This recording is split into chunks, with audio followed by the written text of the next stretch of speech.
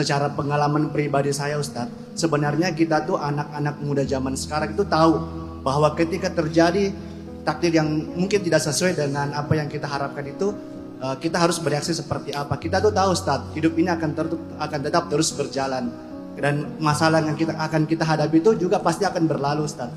Tapi secara manusiawi Ustadz, secara biologis, entah itu secara mental ataupun biologis itu menolak Ustadz akhirnya, karena secara mental dan biologis itulah yang membuat kita akhirnya melakukan hal-hal negatif di luar sana sebagai pelampiasan akibat takdir yang tidak sesuai dengan apa yang kita inginkan Ustadz. Jadi pertanyaan saya Ustadz, bagaimana kita bisa menanggapi secara positif akan takdir yang tidak berjalan sesuai dengan harapan kita? Yang lebih utama itu reaksi utama atau reaksi pertama apa yang akan kita hadapi Ustadz, yang akan kita lakukan Ustadz. Izin, itu pertanyaan pertama Ustadz. Dan kedua, izin Ustadz, saya juga ingin bertanya kepada Ustadz, anak muda zaman sekarang ini Ustadz sudah melek dengan ilmu agama, dan bahkan mereka sudah mengarahkan kepada dirinya yaitu tentang berhijrah atau memperbaiki diri Ustadz.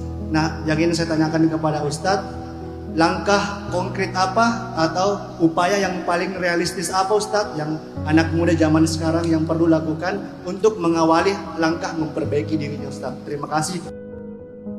Reaksi kita terhadap ujian yang pertama tuh ngapain gitu. Setiap orang punya caranya masing-masing ya. Saya nggak akan jawab secara template karena ya saya yakin template-nya udah pada tahu lah. Sabar itu kayak gimana, tabah itu kayak gimana. Saya akan jawab secara lebih personal. Saya tipe orang yang punya lifestyle. Jadi saya nggak mau hidup itu cuman kayak sekedar ngejalanin karir, ngejalanin kewajiban. Kita tuh harus punya lifestyle buat diri kita sendiri. Dan lifestyle itu adalah pola. Dan pola inilah yang membantu kita ketika ada hal-hal yang nggak kita nyaman. Pola itu akan membuat kita bertahan dalam polanya. Kalau kita nggak punya pola, kita tuh gampang terpengaruh, gampang ke distract. Makanya lifestyle itu sebuah pola. Ada lifestyle ngaji, ada lifestyle tilawah, ada lifestyle sholat, ibadah, bla bla bla bla bla. Oke.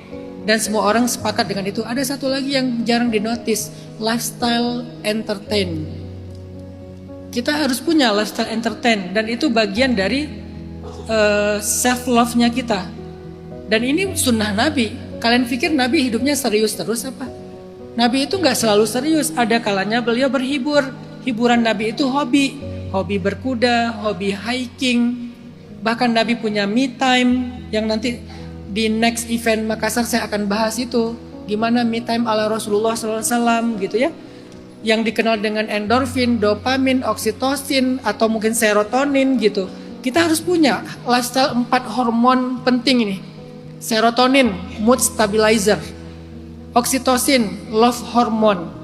Dopamin, self reward. Apalagi? Endorfin, painkiller. Bisa nggak kita punya 4 hormon itu sebagai lifestyle kita? Misalnya kayak serotonin, lifestyle-nya apa? Mood stabilizer itu. Pergi ke alam. Dan saya alhamdulillah karena tadi punya kawasan sekolah gratis yang sifatnya forest, gunung, itu adalah serotonin saya tuh. Kalau saya lagi kayak bete, stres, ada banyak masalah, saya pergi ke alam, sunbathing kek, forest bathing kek, saya peluk pohon kek, karena ada energi yang luar biasa. Saya baca buku tentang The Miracle Life of Plants. Salah satu keajaibannya adalah pohon itu mentransfer energi positif, bukan cuman memberikan oksigen. Sehingga peluk pohon, atau mungkin ada yang namanya equine therapy. Equine therapy itu adalah ngurus kuda. Dan ini bisa serotonin, bisa juga endorfin. Saya punya 8 kuda. Ada satu kuda favorit saya namanya Lala. Saya kalau lagi kayak capek banget, banyak beban hidup, lagi viral di sosmed. Kan viralnya tuh kayaknya agak rutin ya. 6 bulan sekali viral. 6 bulan sekali ada aja fitnah, ada aja rame, ada aja hujatan, segala macam. Udah, saya punya lifestyle dan itu menjaga kesehatan mental saya. Dan itu nggak terpaksa melakukannya karena lifestyle saya. Beda kalau kita nggak punya lifestyle, tiba-tiba disuggest sama teman kita, coba kamu begini, coba kamu begitu. Kita nggak enjoy karena kita masih mencoba. Tapi kalau kita udah punya lifestyle favorit kita, itu bisa jadi pelarian kita, itu bisa jadi pulangnya kita. Ini satu ya, teknis banget ya. supaya mungkin lebih bisa diterapin. Kedua, saya selalu menjaga rumah saya. Apa rumah itu? Keluarga dan sahabat. Itu rumah bagi saya, tempat saya pulang. Apapun yang terjadi di luar sana, saya harus tahu kemana saya pulang. Kadang saya pulang ke keluarga, kadang saya pulang ke sahabat. Sesekali saya pulang ke Aceh, ketemu teman-teman SMA, itu sahabat saya. Itu bagi saya adalah bagian dari oksitosin, hormon cinta. Kita ngobrol, kita bercerita, kita curhat-curhatan. Laki-laki juga boleh bercerita, cuman nggak sambil ngegosip ya, cerita-cerita aja. Artinya memang ada tempat pulang nih Bang Farhan. Pertama punya lifestyle, kedua punya tempat pulang. Nah, salah satu lifestyle saya juga adalah saya seneng nyetir. Saya punya mobil favorit saya yang saya jaga seperti saya jaga kuda, yang setiap hari harus clean, wangi, dan wanginya tuh nggak menyengat, bukan yang digantung yang populer itu, yang sakit kepala kalau kita masuk ke dalamnya. Ya wanginya soft dan dia organik, nggak boleh yang kimia. Kalau saya lagi stres, lagi ada masalah, saya izin ke istri saya ambil kunci mobil, saya masuk mobil, jalan ke tol setengah jam, sesekali Tokyo Drift. Nah. Misalnya ya. Kan gak mungkin saya bilang sholawatan terlalu soleh lah. Itu mah biar amalan rahasia. Yang ditampilkan yang entertain aja. Itu bagian dari lifestyle. Ada keluarga tempat saya pulang. Salah satunya adalah anak saya yang paling kecil, Ertuğrul, yang rambutnya sama dengan saya, ternyata keriting.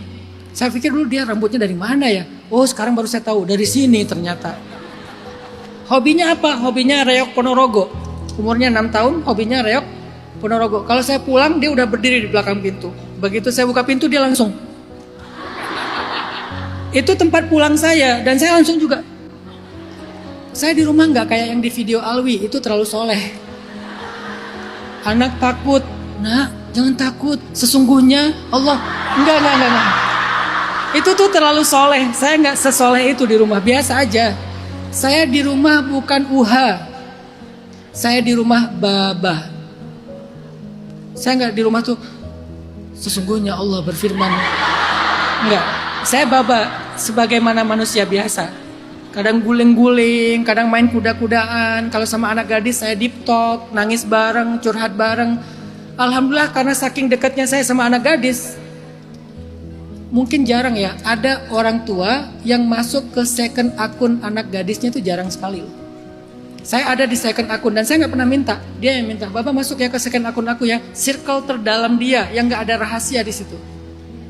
Kenapa? Itu tempat pulang saya. Dan saya tempat pulang anak gadis saya. Dan saya tempat pulang keluarga saya. Keluarga adalah tempat pulang, sahabat adalah tempat pulang. Mereka semuanya home, rumah bagi kita. Itu cara kita bertahan. Satu, lifestyle. Kedua, rumah. Terus pertanyaan kedua, apa tadi teh? Kedua? Oh, tentang hijrah. Apa langkah paling konkret pertama untuk memulai sebuah perjalanan hijrah? Langkah konkret pertama memulai sebuah perjalanan hijrah itu adalah belajar. Begitu kita tahu satu hal yang baik, kita akan merasa diri kita banyak kurangnya. Orang yang ngerasa punya segalanya tuh biasanya dia gak punya apa-apa. Orang makin banyak tahu, makin merasa kurang. Makin banyak tahu, makin merasa kurang. Sehingga dia haus untuk menambah, mengisi, mengupgrade. Jadi belajar itu tuh penting sebagai langkah-langkah kita memperbaiki diri. Terserah kalian secara metodologi mau belajarnya gimana. Apakah pakai AI awalnya yang paling gampang, yang instan. Apakah hadir di majelis taklim kayak gini. Apakah secara online. Apakah dengan membaca. Apakah dengan mendengar. Setiap orang punya caranya. Gak harus standar, gak harus template kan. Tapi kesamaannya adalah sama-sama belajar. Tinggal satu aja syaratnya. Kalau kalian pakai AI, jangan lupa minta dia kasih referensi.